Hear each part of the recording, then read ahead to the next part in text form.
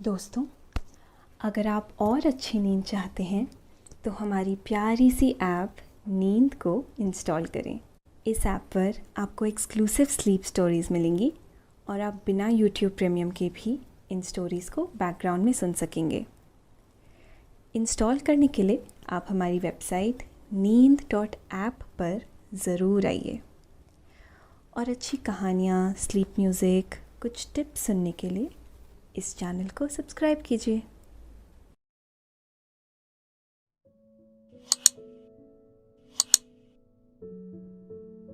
नमस्कार दोस्तों, मैं हूं शांभवी और आज आपको नींद के सुहाने सफर पर ले जाने के लिए मैं लेकर आई हूं महात्मा ओशो द्वारा कही गई एक ऐसी कहानी जो आपको ज्ञान और अज्ञान के भेद को समझाती हुई एक नई शिक्षा देने का प्रयास करेगी। महात्मा ओशो बताते हैं कि एक समय की बात है, बहुत पहले एक गांव में एक राजा हुआ करता था। उसका एक मंत्री था जिसे अपने ज्ञान पर बहुत ही घमंड था। उसने राजा को अपने ज्ञान की महानता के बड़े बड़े किस्से सुना रखे थे। एक दिन राजा अपने महल के बगीचे में घूमने निकला।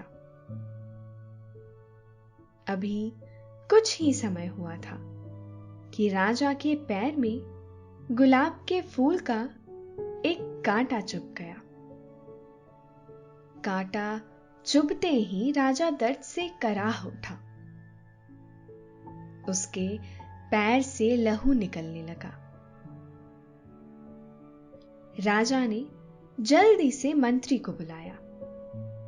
मंत्री ने राजा का पैर देखा और जल्दी से कांटा निकालते हुए बोला, महाराज, आप मेरे साथ चलिए। राजा कांटा लगने के दर्द से इतना क्रोधित था कि उसने मंत्री को हुक्म देते हुए कहा, मेरे बगीचे में आज के बाद गुलाब के फूल नहीं दिखने चाहिए। इस पर मंत्री बोला, महाराज, गुलाब तो सभी फूलों से सुंदर और खुशबूदार फूल है, आप इसे कैसे कटवा सकते हैं? अपने प्रश्न के उत्तर में जब राजा मंत्री से एक और प्रश्न सुना तो उसने बदले में क्या किया होगा? क्या राजा ने मंत्री को सजा दी होगी या फिर गुलाब की सुंदरता को देखते हुए अपना निर्णय वापस ले लिया होगा? इन सभी प्रश्नों के उत्तर जानने के लिए सुनते हैं आज की कहानी। लेकिन इससे पहले आप अपने आसपास की सारी लाइट्स ऑफ कर लीजिए। आराम से लेट जाइए। अपनी आंखें धीरे धीरे बंद कर लीजिए। अब थोड़ा सा अपने शरीर को आराम दीजिए। थोड़ा और आराम दीजिए। अपने शरीर को बिल्कुल ढीला छोड़ दीजिए। कोई टेंशन नहीं, कोई तनाव नहीं। अपने दिमाग में चल रहे सभी विचारों को, चिंताओं को त्याग दीजिए। एक शांति सी महसूस कीजिए। सारी नेगेटिव, सारी पॉजिटिव विचारों को धीरे धीरे निकाल दीजिए। हाथों को सीधा करिए और अपनी कमर के साइड में रख लीजिए। अब अपनी सांस पर ध्यान लगाइए। इसको धीमे या तेज नहीं करना है। बस ध्यान देना है कि कैसे वो आपके नाक, गले में होते हुए आपके अंदर प्रवेश कर रही है और कैसे वो आपके गले और नाक के माध्यम से वापस निकल रही है। मन शांत, एकदम शांत होता जा रहा है। आप बहुत अच्छा महसूस कर रहे हैं। खुद को काफी हल्का महसूस कर रहे हैं। हर तरफ शांति है, सुकून है, खामोशी है। बहुत पुराने समय की बात है। एक गांव में एक राजा हुआ करता था। उसका एक मंत्री था जो राजा के सामने अपने ज्ञान और बुद्धि के ऐसे बड़े बड़े किस्से सुनाता कि राजा उसकी बुद्धिमत्ता का कभी कायल हो जाता, तो कभी मन ही मन सोचता कि एक बार तो इसकी बुद्धि की जांच अवश्य ही होगी। एक दिन राजा अपने बगीचे में टहलने निकला। जैसे ही वह थोड़ा आगे पहुंचा, अचानक उसके पैर में गुलाब का एक कांटा चुभ गया। जैसे ही वह कांटा राजा के पैर में चुभा, राजा दर्द के मारे कराह उठा। राजा की हालत ऐसी हो गई कि वह अपने पैर से खुद कांटा तक ना निकाल सका।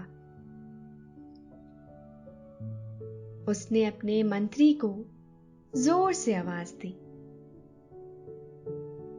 मंत्री के कान में जैसे ही राजा की आवाज पड़ी, वह तुरंत ही राजा के पास पहुंचा। उसने जल्दी से राजा के पैर से कांटा निकाला और बोला, महाराज, गुलाब का कांटा था। अब जहां गुलाब होंगे वहां कांटे तो होंगे ही। राजा घाव के दर्द से इतना दुखी था कि वह क्रोधित होता हुआ बोला, आज के बाद मुझे मेरे बगीचे में एक भी गुलाब का फूल या पौधा नहीं दिखना चाहिए, और अगर ऐसा हुआ तो याद रखना तुम्हारी खैर नहीं। मंत्री हैरान होता हुआ बोला, महाराज, ये तो गुलाब के फूल हैं। इन्हें सभी फूलों से सुगंधित और सुंदर माना जाता है। जहां कहीं भी गुलाब के फूल होते हैं, वहां हर समय सिर्फ और सिर्फ खुशबू ही खुशबू रहती है। इसके अलावा गुलाब तो हर बाग, हर बगीचे की शोभा बढ़ाते हैं। दर्द के ऐसे हाल में मंत्री के इस जवाब ने राजा को और भी क्रोधित कर दिया, और राजा क्रोधित होता हुआ बोला, अगर आज के बाद मुझे एक भी कांटा लगा तो इसके जिम्मेदार केवल तुम ही होगे। मैं तो कहता हूं कि सारे गांव से गुलाब के साथ साथ हर उस पेड़, हर उस पौधे को उखाड़कर फेंक देना चाहिए जिस पर कांटे उगते हों। राजा की बात सुनकर अब मंत्री थोड़ा और घबरा गया और सोचने लगा कि यदि राजा के पैर में फिर कोई कांटा चुभ गया तो मैं क्या करूंगा। उसने राजा से कहा, महाराज, जैसा आप कहें, मैं आज ही गांव में डंका बजवा देता हूं। कि सारे कांटे वाले पेड़ और पौधों को उखाड़कर फेंक दो, ताकि कांटे उगे ही नहीं। जब कांटे नहीं उगेंगे तो चुभेंगे भी नहीं। इसके बाद मंत्री ने गांव भर में राजा के इस फरमान के नाम का डंका बजवा दिया। धीरे धीरे सारे गांव से गुलाब के फूल गायब होने लगे। दोस्तों, अब से आप आपकी मनचाही दादी और नानी की कहानियों से प्यारी नींद की कहानियां सिर्फ और सिर्फ नींद ऐप पर ही सुन पाएंगे। तो इसी तरह हमारे साथ कहानियों के जरिए जुड़े रहने के लिए आपकी अपनी नींद ऐप इंस्टॉल करें। कुछ दिनों बाद मंत्री ने राजा से बताया कि गांव में सभी कांटे वाले फूल गायब कर दिए गए हैं। यह सुन राजा बहुत खुश हुआ। फिर इसके बाद मंत्री ने राजा के सामने अपनी बुद्धिमता के कसीदे बुनना शुरू किए। इसके बाद वह राजा से बोला, महाराज, बाकी सब तो ठीक है, लेकिन आप ये बताइए कि अब आपका पैर कैसा है। जवाब में राजा ने कहा, पैर तो बहुत अच्छा है, लेकिन जब मैं चलता हूं तो मेरे पैरों पर धूल मिट्टी लग जाती है, जिससे सारा महल गंदा हो जाता है। मैं चाहता हूं कि तुम कुछ भी करके इस धूल को भी गांव भर से गायब करवा दो। अपनी कुशल बुद्धि लगाओ और धूल को सारे गांव से जल्दी भगाओ। यदि तुमने ऐसा कर दिया तो मैं तुम्हें इनाम दूंगा, और नहीं किया तो तुम अच्छी तरह से जानते हो कि क्या होगा। राजा से यह बात सुन मंत्री घबरा गया, क्योंकि वह आया तो अपनी बुद्धिमता के कसीदे सुनाने था। और यह क्या, राजा ने तो व्यर्थ में ही उसे एक और नया काम दे दिया। अब गांव भर से मिट्टी कैसे गायब की जाए? उसने अपने गांव के सभी पढ़े लिखे और बड़े बड़े सलाहकार मित्र पुराने पेड़ के पास बुलाए और राजा की कही हुई सारी बात उनको सुना दी।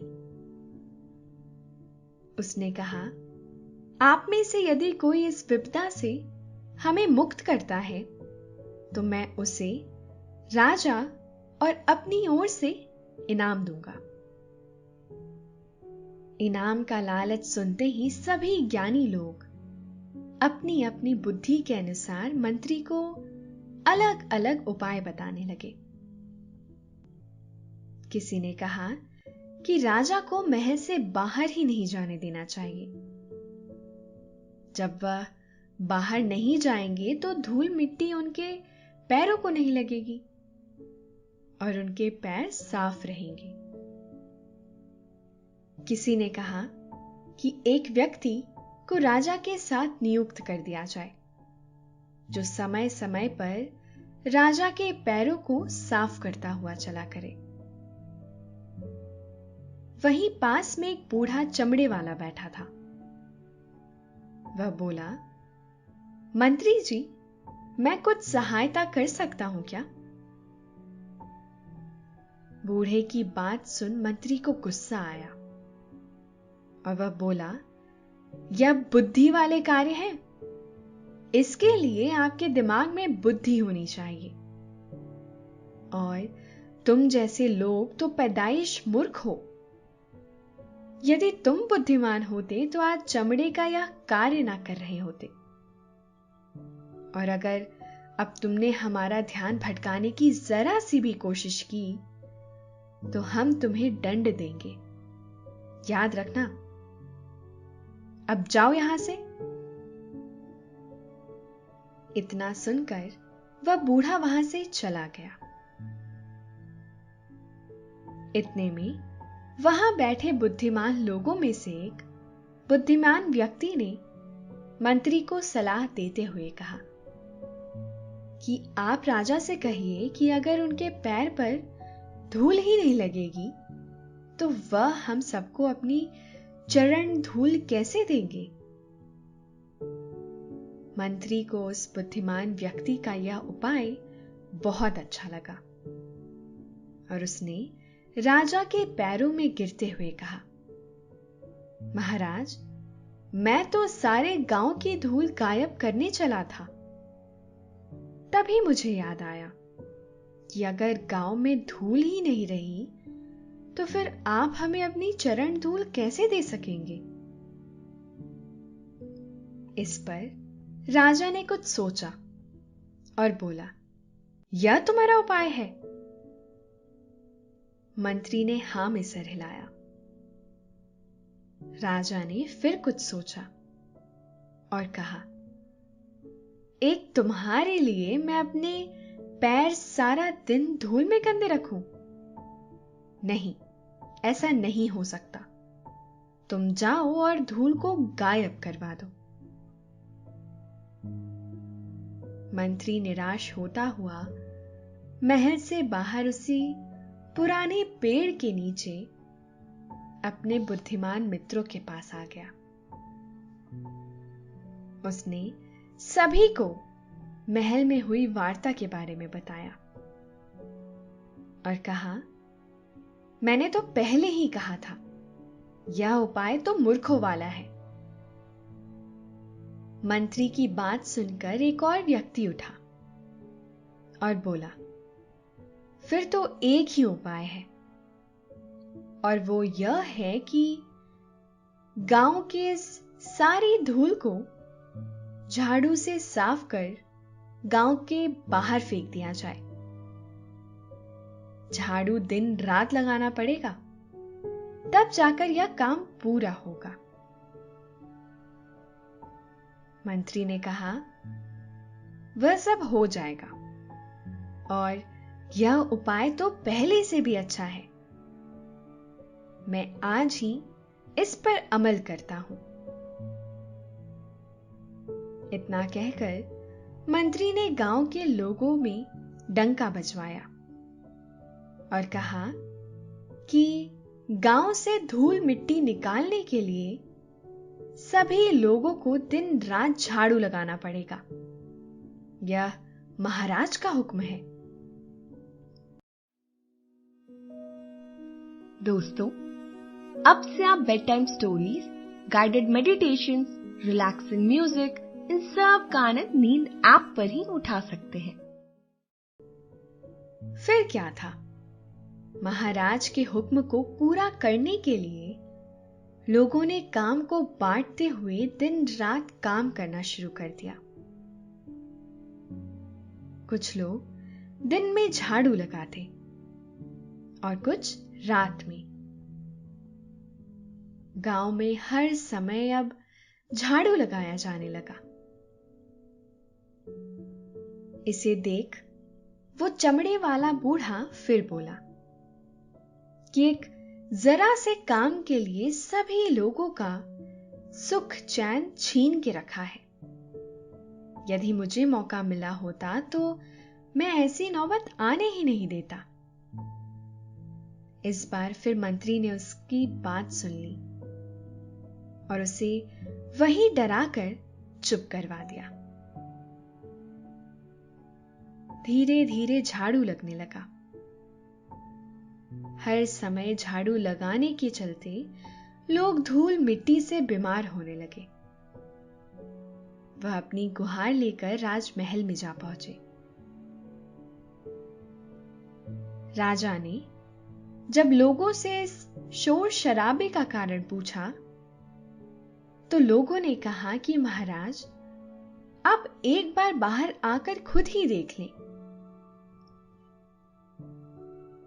राजा जब बाहर आया तो चारों ओर धूल के बादल देख उन्हें खांसी होना शुरू हो गई। इस पर लोग बोले, महाराज, हम भी इसी समस्या से परेशान हैं। यदि इसी तरह हर समय झाड़ू लगता रहा तो सारी प्रजा बीमार हो जाएगी। यह देख राजा ने मंत्री को बुलाया और कहा, ये कैसे बुद्धिमता है? तुम्हारी इस मूर्खता के कारण सबके प्राण संकट में हैं। जल्दी से झाड़ू लगवाना बंद करो और सबसे पहले इन धूल के बादलों का कोई इंतजाम करो। राजा के आदेश अनुसार मंत्री ने तुरंत ही तरकीब सोची और सभी लोगों को गांव के पुराने तालाब से पानी लाकर रास्ते पर फेंकने के लिए कहा। मंत्री के हुक्म के चलते लोगों ने ऐसा ही किया, जिसके चलते सारे धूल के बादल हट गए। हवा से धूल के बादल गायब होता देख मंत्री बहुत खुश हुआ। उसने जल्दी से महाराज को बुलाया और कहा, महाराज, जल्दी से बाहर आकर देखें। हवा से सारी धूल साफ हो गई है। जैसे ही राजा ने यह बात सुनी, वह दौड़कर बाहर आया।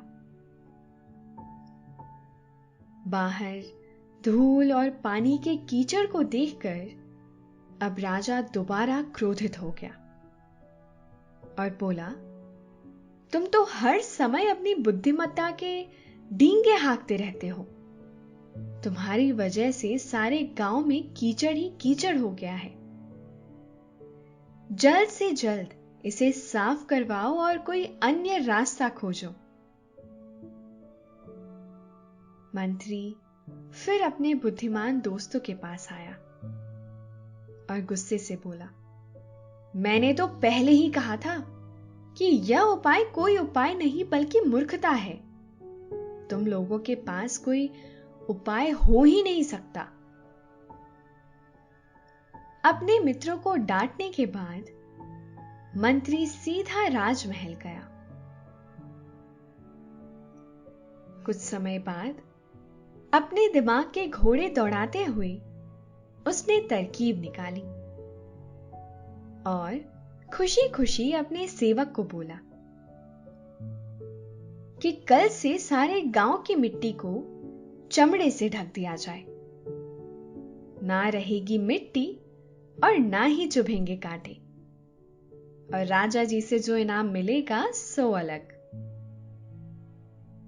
जैसे ही अगली सुबह हुई, मंत्री बड़ी ही खुशी खुशी राजा के दरबार में पहुंचा और बोला, महाराज जी, अब आपको चिंता करने की कोई भी आवश्यकता नहीं है। मैंने धूल से निपटने का एक रामबाण तरीका निकाला है और उस पर कल से अमल भी कर लिया है। अब आप देखिएगा कैसे लोग मेरी वाहवाही करने के लिए सीधा राज दरबार में आते होंगे। मंत्री का इतना ही कहना था कि कुछ लोग राजा के दरबार में अपनी फरियाद लेकर पहुंचे। लोगों को देखकर मंत्री बोला, मैंने कहा था ना महाराज, लोग मेरी बुद्धिमत्ता की प्रशंसा करने बस आते ही होंगे। देख लीजिए, आ गए ना। राजा ने लोगों को दरबार में बुलाया और उनसे महल में आने का कारण पूछा। वह सारे लोग दुखी होकर बोले, महाराज, हम सभी पर रहम कीजिए, हमारे गांव पर रहम कीजिए।